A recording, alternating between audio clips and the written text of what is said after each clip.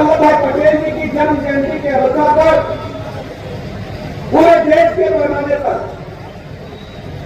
Ekta March, run for unity एवं जनसभाओं का आयोजन किया जा रहा है।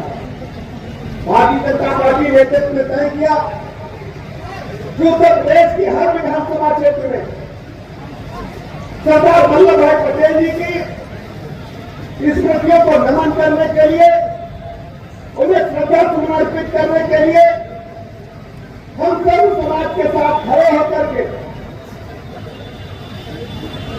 उनके जीवन चरित्र को जन तक पहुंचाने का काम करेंगे। भारतीय जनता पार्टी नेतृत्व में आप सोच रहे हो कि 150 जयंती को ही क्यों चुना, और उससे पहले बृहद स्तर पर ढेर सारी सरकारें आई और चली गई मोदी जी के बाद। मोदी जी के पहले किसी ने क्यों नहीं सोचा, क्यों नहीं किया? आज हम कह सकते हैं हमारे प्रधानमंत्री नरेंद्र मोदी जी ने जब से इस देश की कमान संभाली 2014 के बाद से लगातार 21 तारीख को एकता मार्च का आयोजन, जन फॉर यूनिटी का आयोजन होता रहा। लेकिन इस बार 150वीं जयंती को और बृहद स्तर पर मनाने का निर्णय लिया गया। साथियों, देश एक तरफ आजादी की लड़ाई जीतने जा रहा था, दूसरी तरफ सरदार वल्लभ भाई पटेल, पंडित दीनदयाल उपाध्याय जी, श्यामा प्रसाद मुखर्जी जैसे जो वरिष्ठ नेता थे, जिनके लिए राष्ट्र प्रथम था, देश प्रथम था, उनके मन में एक नए भारत की तस्वीर को गढ़ने का काम कर रही है। ब्रिटानिया हुकूमत, अंग्रेजी हुकूमत चाहती थे कि देश को आजाद करके हम जा रहे, लेकिन देश मजबूत राष्ट्र के रूप में उभर न पाए।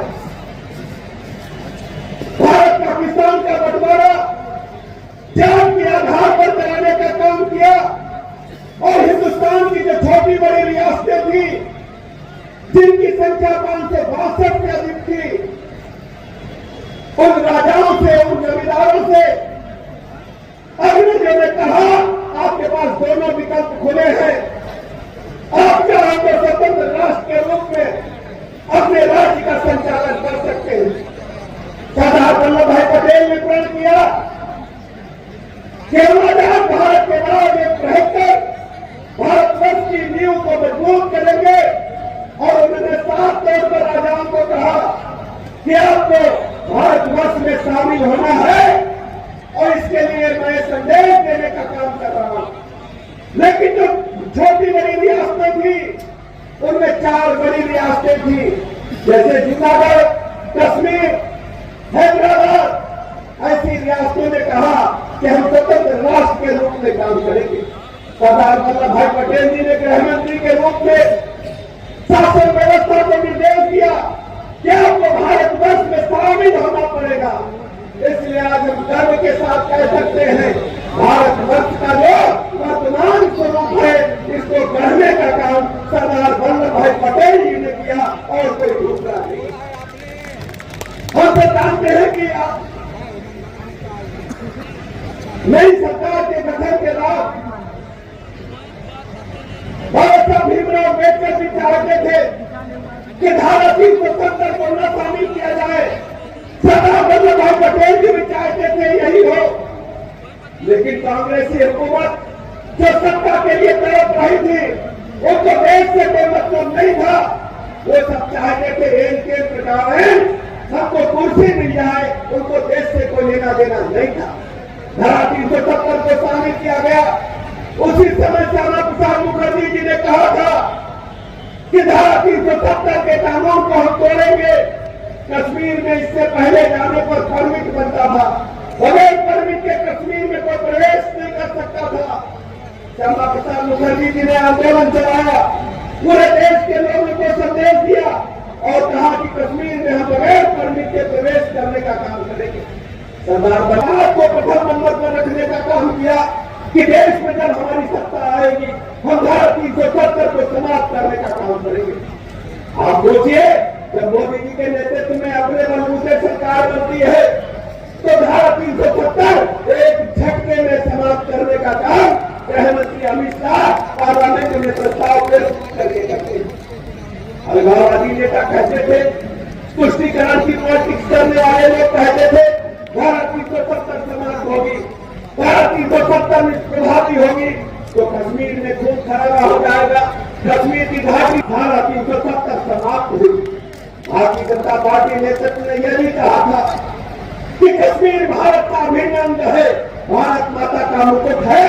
आज वो चमकदार स्टार की तरह, सितारे की तरह है, भारत माता के मस्तक पर चमक रहा है।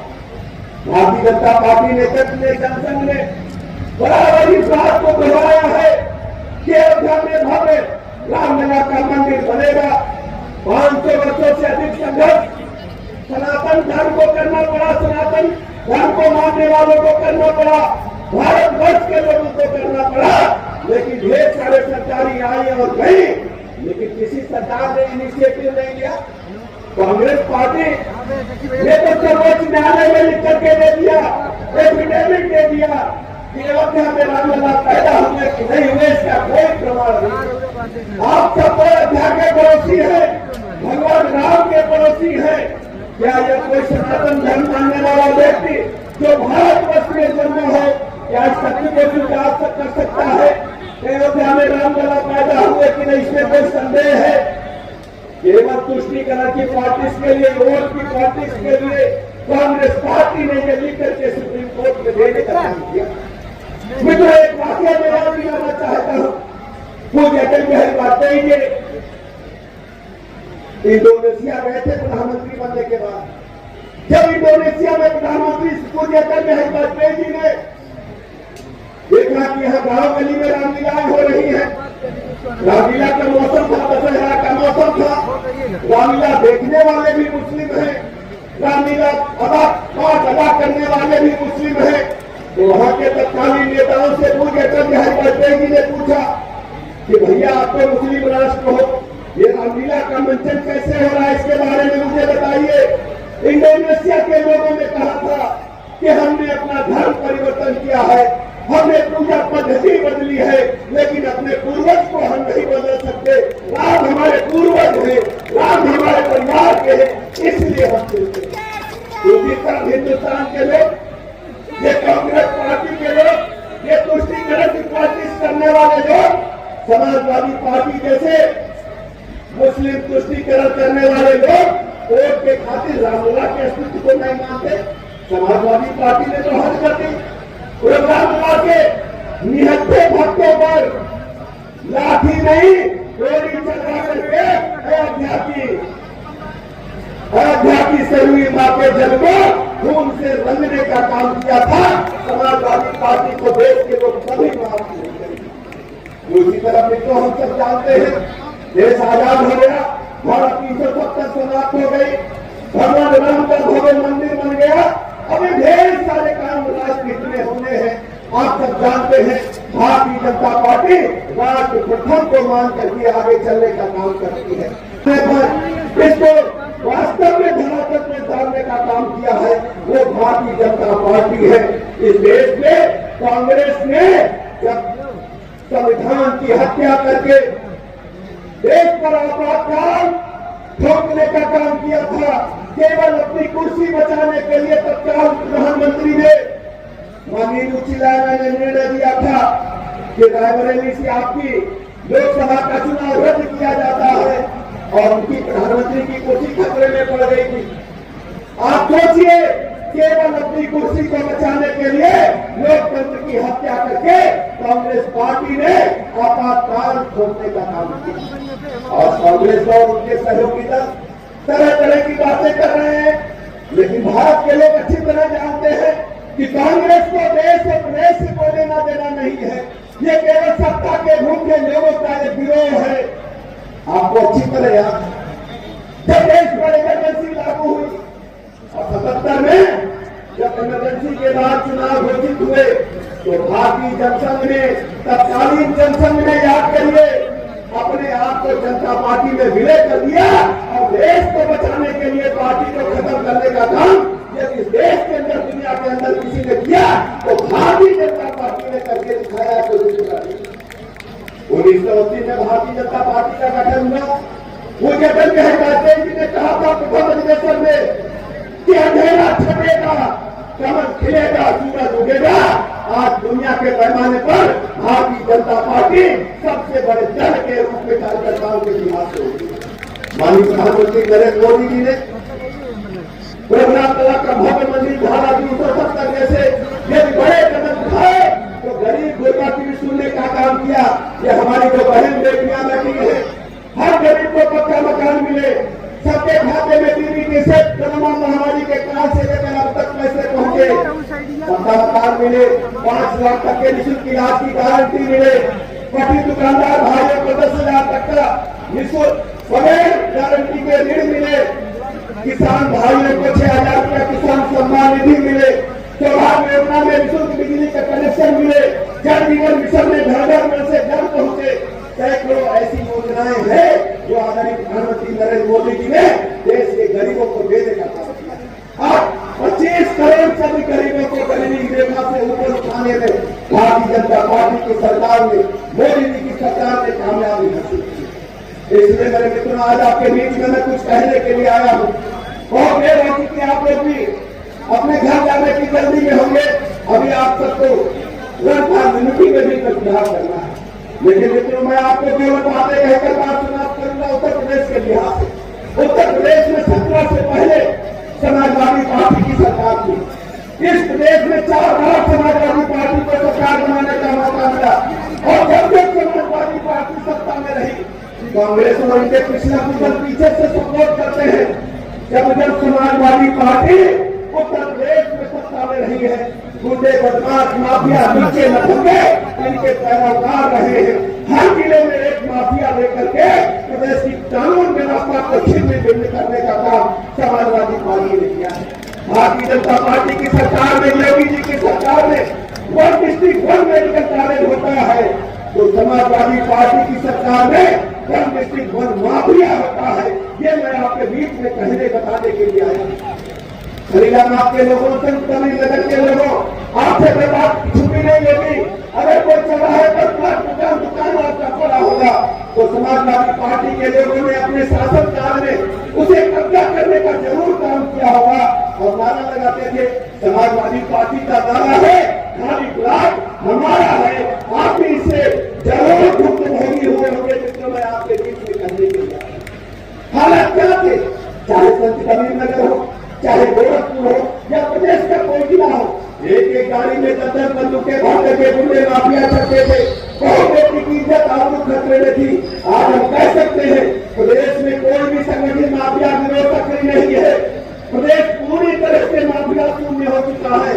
आपसी व्यवस्था में जो घटनाएं होती है उनमें भी हमारी सरकार ने बड़ी कार्रवाई की है। अभी बिहार में बहुत दम बढ़ रहे थे, बिहार में बहुत दम बढ़ रहे थे कांग्रेस पार्टी के नेता राहुल गांधी से लेकर अखिलेश यादव तक। आप सब जानते हैं कांग्रेस पार्टी के नेता जब हरियाणा में चुनाव आता है तो जाकर के जलेबी बनाने का काम करते हैं हरियाणा में मिठाई की दुकान पर, और बिहार में चुनाव आया तो तालाब में कूद करके मछली पकड़ते हैं। मुझे माफिया याद आ गया। इनके चाचा बड़े नेता होते थे कांग्रेस के। इनके चाचा एक बार किसानों ने उत्तर प्रदेश में उनका घेराव किया।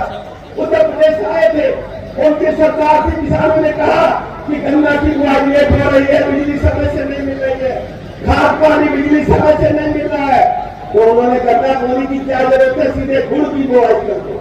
ये इन्हीं के चाचा थे।